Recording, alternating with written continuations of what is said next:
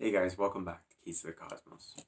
A brief video, I promise. This one is on 5 tips to help you avoid making 5 mistakes that almost all beginners make in astrophotography. I know I made these mistakes, and that's what made me think of the video. I want to help you avoid and make these. Some of them are quite silly, but they're mistakes that can affect your images, and obviously when you're spending late nights imaging the night sky, you really don't want to waste more time than you need to and have to reshoot certain targets just because you made a silly mistake that you could have been avoided. So that's why I thought I'd make this video. 5 tips to help you avoid 5 common mistakes by beginners especially. So the first one has to do with balance, particularly with these star trackers, because they're a little bit tricky to balance when you compare them to like a really high-end astrophotography mount. And the reason is that on the declination axis here, there's no motor. And this sort of mount that you install the telescope on is pretty simple. This is not a complicated piece of equipment here. So it's really not very easy to get good balance on the declination axis, which is the one up here that turns. So basically, that's why in one of my other videos there I mentioned this mounting plate. I don't know if you can see it here. This is something that I added on to the kit here. And the reason I did is because not only are these screw holes that give it a lot more choice when it comes to where you install it, but also because it's just a slot here and with 2 screws to help loosen and tighten, you can position and place that telescope anywhere in that slot that you want.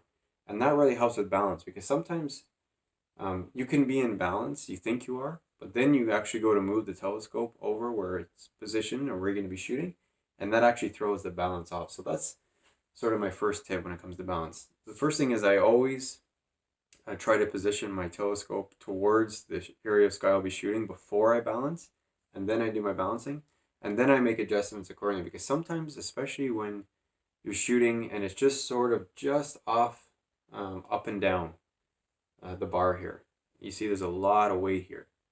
Even if you bring this up, it's still a lot of weight, so it's actually quite challenging to balance, and that's where being able to adjust the telescope on this plate here to bring it back to offset that makes it a lot easier.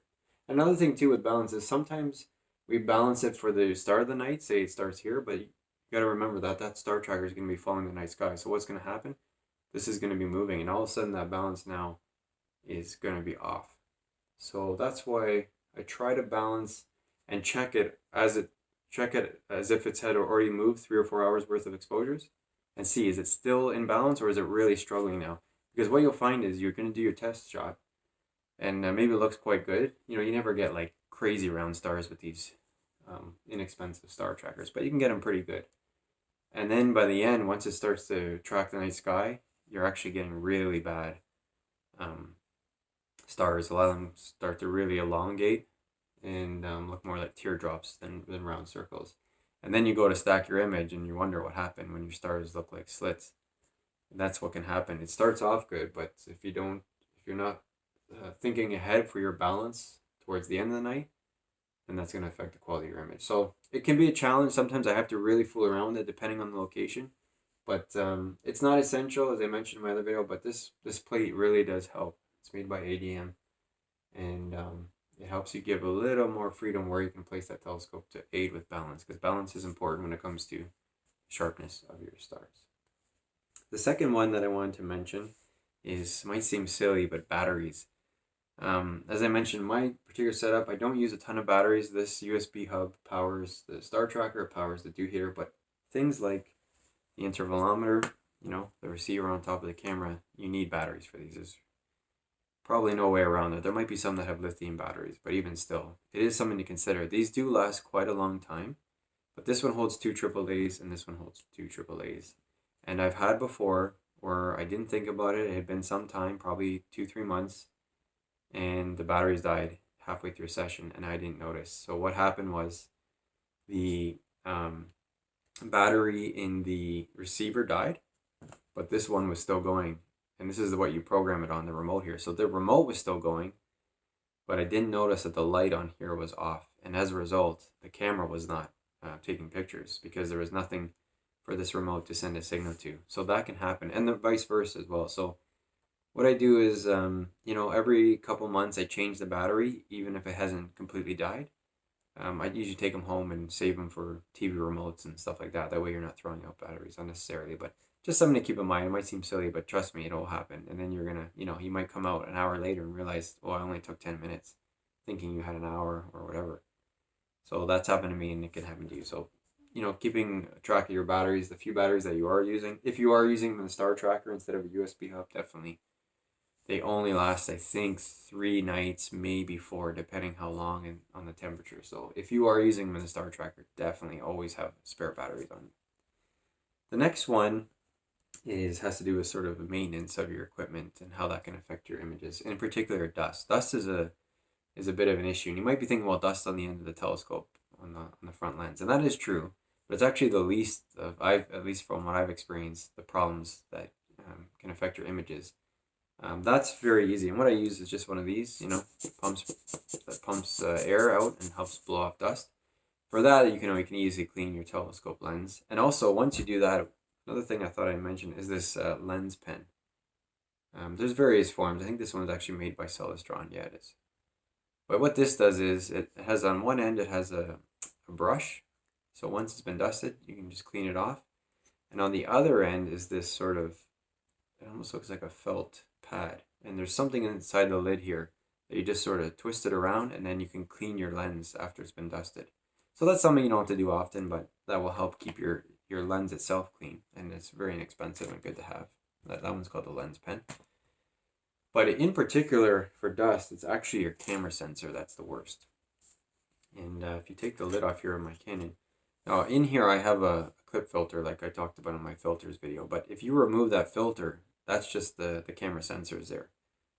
There's a mirror, and that mirror lifts, and that's when it takes a picture. And there's the sensor, and that sensor is very sensitive to dust. Here's an image of, this is a single exposure of Pleiades. And you see that smudginess that's towards the top? That's actually dust that had slowly accumulated, and I didn't realize that I was sort of new to this hobby still. And boy, what a pain. When you stack those up and you go to process, it is a real challenge. And in fact, I never really got the image to a point where I was happy with it. And all I had to really do, I realize now, is just from time to time, of course, take the filter out and just hold your camera upside down and blow this on it to clean it. Now you need to, because there is that mirror in front, you need to turn on the camera, and in the settings, usually there's a cleaning menu, and it'll say either clean automatically. So some cameras like this one will automatically clean, but I never find it does that great a job. Or it says clean manually. When you press that, it'll open the mirror and allow you to just sort of blow that dust out. And that's usually all it takes. And that actually fixed those smudges I showed in that picture the next time I'm out, and it was perfectly fine. So it's just something small, but it can make a big difference. If your sensor is really dirty on your camera, which hopefully doesn't get to that point, another reason to do this little bit of maintenance, you need to buy a sensor cleaning kit. And you got to be really careful. There's YouTube videos showing how to do it, but when you're introducing moisture on the sensor, you have to be so careful. And I really suggest just dusting it from time to time to help avoid having to do that at any point.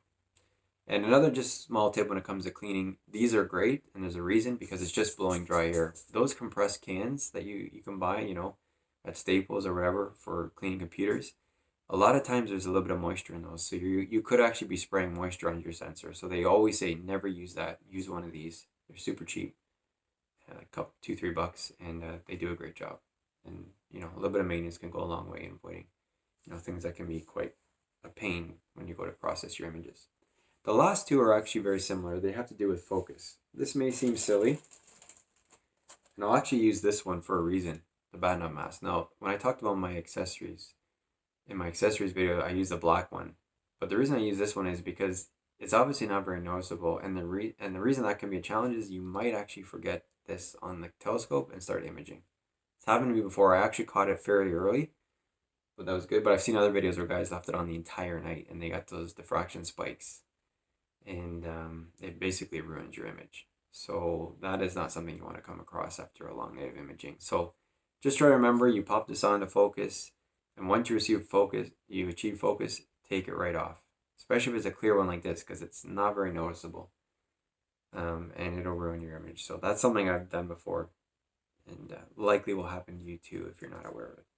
And the last tip, the number one tip, has to do with focus as well, but it's more on focusing the telescope itself. One challenge, if you live in somewhere like I do here in Toronto, where you get real swings in temperature, you'll get a real swing in temperature from usually where you store your telescope, if you keep it inside, to where you'll be shooting. So say, for example, in the winter, it's staying in the house where it's whatever, 20, 22 degrees Celsius. Then you're going outside where it's -5, -10. That's a big swing in temperature, and that will affect the lenses, the glass. It's actually going to change shape as a result of the swing in temperature. So that can affect your focus, in that if the first thing you do is focus, as that lens is still cooling down, or for that matter, even heating up. You think about air conditioning in your house, especially if you keep it cool, and then you go outside on a really muggy, hot night, the same thing's going to happen, but in reverse. So if one of the first things you do is focus, what you want to do is focus again later on, say half an hour into your imaging, and just check it. Put that Bahtinov mask back on and take another test exposure and see it. I've had it before where it changed a lot. It was way out of focus just an hour in, and those images were not very good, and I had to readjust my focus. So that's something to keep in mind. Something that helps too is to put your telescope outside, let it acclimate to that ambient temperature, and then it won't be as big a problem. If you've ever wondered why they sell carbon fiber telescopes, you may think that seems kind of silly. Is it just something to show off? They actually serve a purpose, and that's the main purpose. Is because of the nature of carbon fiber, I guess it doesn't allow that shift from the change in temperature, and it keeps in focus. So usually you can focus those at the beginning of the night and just leave them, and they'll be fine. Whereas with your typical telescope, you generally will need to adjust the focus. So as I mentioned, I try to put mine outside ahead of time. Usually that's good enough. By the time I go to focus, it's had time to come up or down to ambient temperature.